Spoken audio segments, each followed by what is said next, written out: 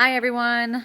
This is another book talk. This week's theme is if cats can read, you can read.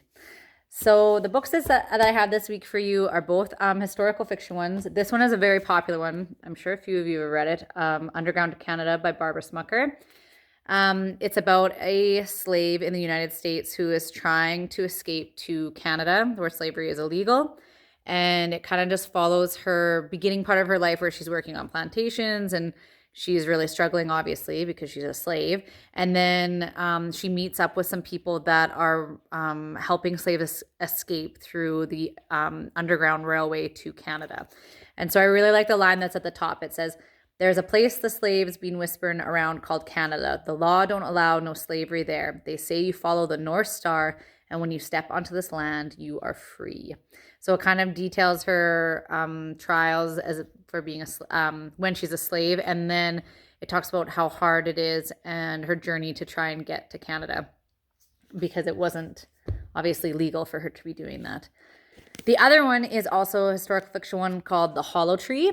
And this one will be a great one for any of my grade 5-6s because it takes place in the exact time frame that we're studying in social.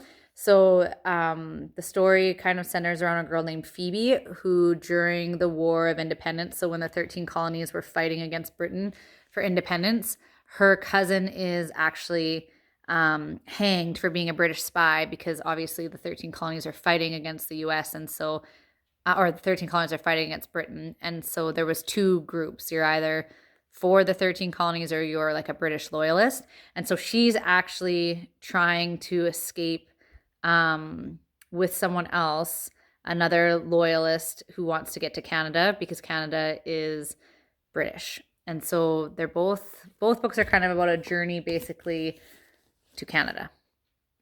So if you're interested in either of them, send me a message and I will put them onto your folders for pickup on Thursday. Have a good weekend.